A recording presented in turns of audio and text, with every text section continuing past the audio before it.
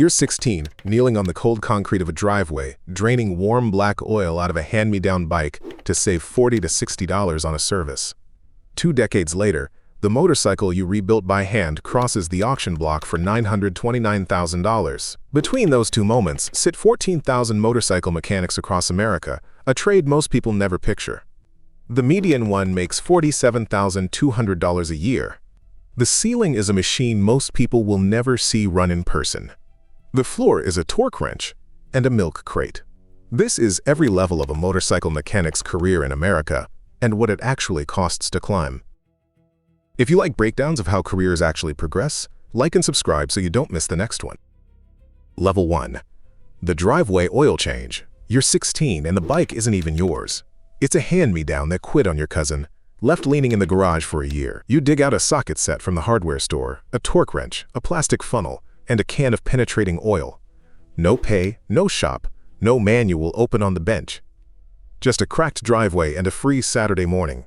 You warm the engine for a minute, slide a drain pan under the case, and crack the plug loose. The oil comes out black and hot in a long rope, and the burnt smell soaks into your gloves. You spin off the old filter by hand, oil the new gasket, thread it on square, and snug it down. You refill through the funnel, watch the sight glass climb, and thumb the starter. The engine catches on the first try. That's the win. The whole level, right there in the driveway.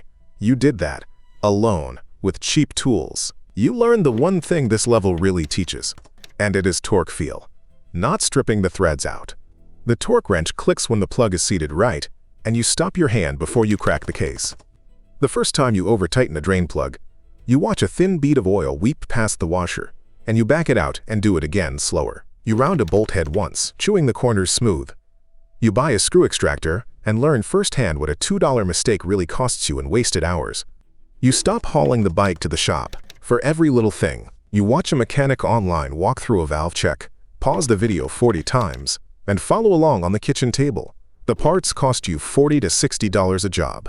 The knowledge costs you a whole weekend of skinned knuckles. And the bike that would not start now fires up every single time you thumb it. Level 2 is the first time a stranger actually pays you to do it. Level 2. The lube-and-prep tech.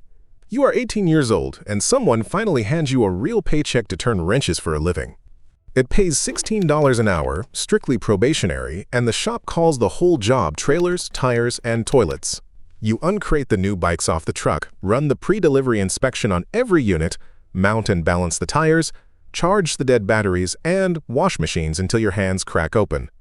If you came up through a trade school, you walked in the door with a tool voucher worth $1,000 and a beaten steel box you bought used online. The uniform shirt on your back has an embroidered name patch stitched over the pocket. The patch stays completely blank the first week, because nobody in the building has bothered to learn your name yet.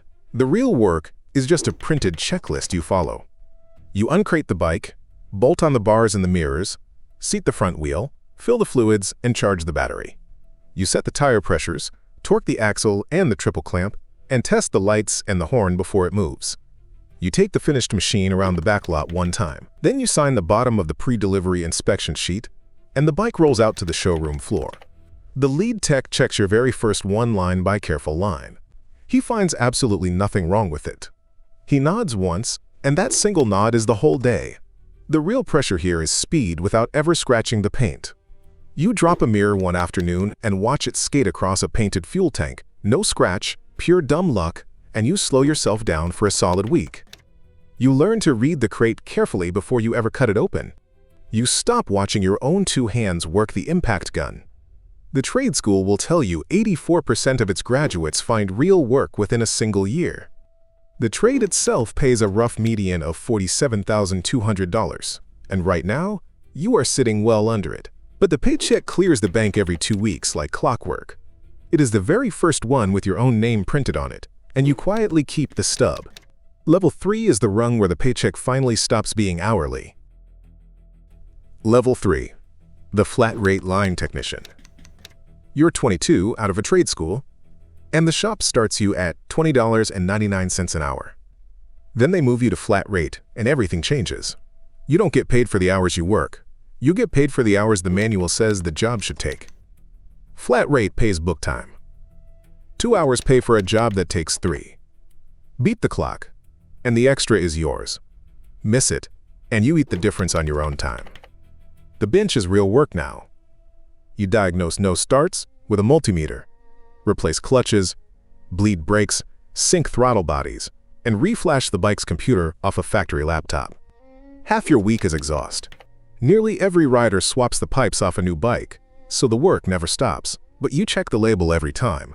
40 CFR Part 205, the Noise Control Act of 1972, sets what you can and can't touch. Fit a straight pipe with no emissions label and the fine lands on the shop and on you. You learn to say no to the customer who wants it loud and illegal. You keep your name off the citation. Then comes the comeback. You did a clutch fast. Beat the book by an hour. 2 days later, the bike is back on the lift, the clutch dragging at every light, and that one is on you. You tear the primary back down on your own clock, no book hours, no pay. Lift the bike, drain the primary, pull the derby cover, and lock the crank. You find it. A friction plate, seated proud, a hair out of true. You reset the stack, torque it in sequence, refill the primary, and adjust the cable. Then you take it around the block. It holds. The customer never knows, but you do. And you never rush a clutch pack again. A technician who came out of a trade school in Orlando turned wrenches at a Harley dealership, doing exactly this work, ticket after ticket. The math is brutal at first, and then it isn't. You stop clocking the job and start clocking the book. A slow tech makes $10 an hour in effect.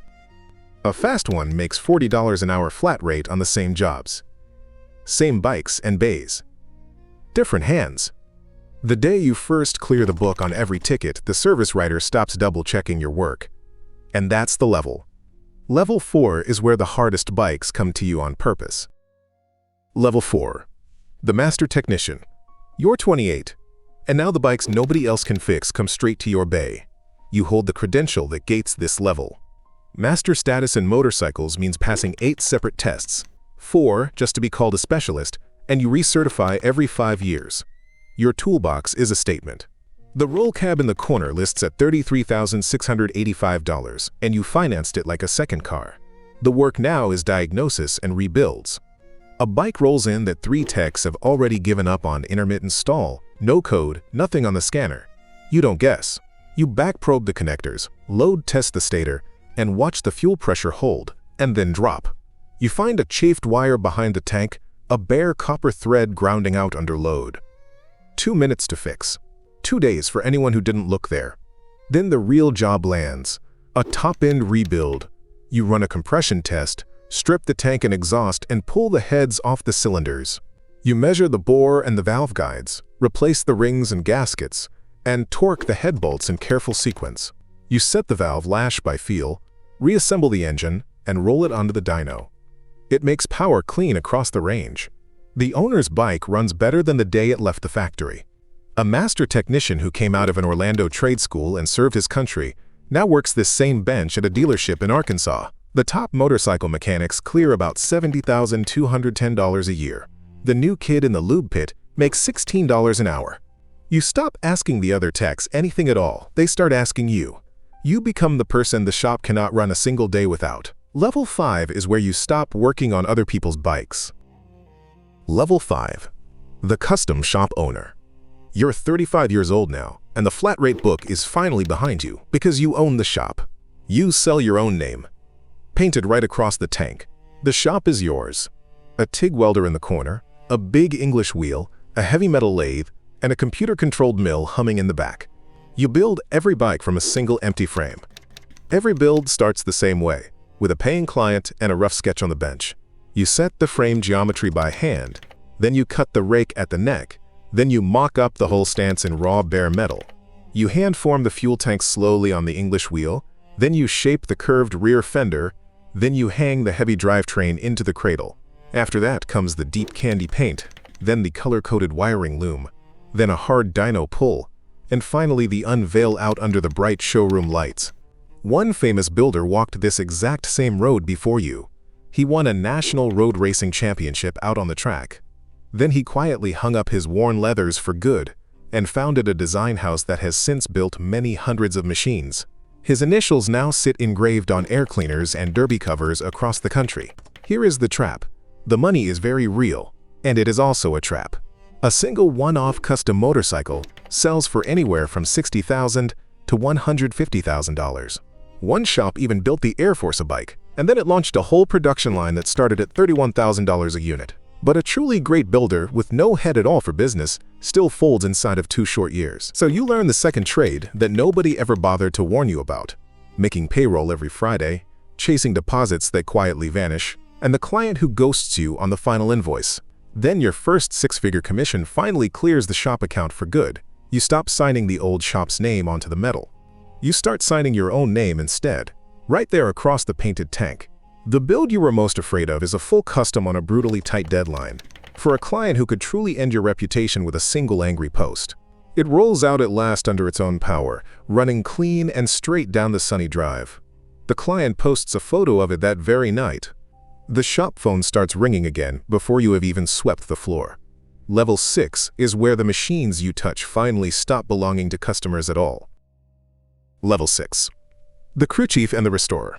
You're past 40 now, and the trade splits into 2 peaks. On one road, you run a race garage. You don't turn the wrenches anymore. You read the telemetry, turn what the rider feels into geometry and gearing, and make the setup call that decides Sunday. You study the data, set a baseline, watch every practice run, debrief the rider, adjust the suspension and the electronics, then send the bike out to qualify. Jeremy Burgess did this for 28 years, as crew chief to Wayne Gardner, Mick Doohan, and Valentino Rossi. He won 13 Premier Class World titles and 148 Grand Prix victories. Marco Rigamonti calls the setup for Marc Marquez at Ducati for the 2026 season. It's freelance at the very top. A junior data engineer might clear $43,000, while the man calling the numbers pulls $142,000 and up. One bad season and the contract isn't renewed. You stop touching the tools. You call the numbers instead. The other road runs through a restoration shop. You take a matching numbers vintage racer, rebuild it to the last correct fastener, and prep it for the auction block. A 1951 Vincent Black Lightning sold at auction for $929,000, the most valuable motorcycle ever sold at auction. An ex-Halewood MV Agusta went for $1.3 million. The bike leaves your bench worth more than the house you grew up in. The hammer falls, the room stands, and your name is in the provenance. Either road, the work is the same shape it always was. A wrench, a torque spec, a machine that has to be right. Level 7 doesn't exist here. This is the top. Here's what the climb doesn't tell you at the bottom. The most valuable motorcycle a mechanic ever sent to auction, that $929,000 Vincent, wasn't built. It was saved. The peak of this trade isn't a new machine. It's an old one made right again. And the pay never matches the prestige. A movie prop Harley from a Blockbuster sold for $480,000. The mechanic who could service it makes a median of $47,200 a year. The bike is worth 10 of him. The trade needs people and can't find them. One industry report counted 241,842 technician openings a year against 101,743 graduates. The math doesn't close, which means the kid draining oil on a Saturday has a ladder in front of him that most people never climb. You know exactly what the climb cost you. The knuckle that never straightened. The winters that ran part-time and thin. You'd pay it again without blinking, because the torque wrench in your hand is the same tool you bought from a hardware bin at 16. Same click. Same feel. The bike under it now is worth $929,000. The kid in the lube pit will make $47,200 this year on a Civic in a driveway learning what you learned. You hang the old wrench on the wall behind the bench. Then you pick up the new one and get back to work. The next bike is already waiting on the lift. Its frame is yours now. You start by making it right. You keep going until it feels right,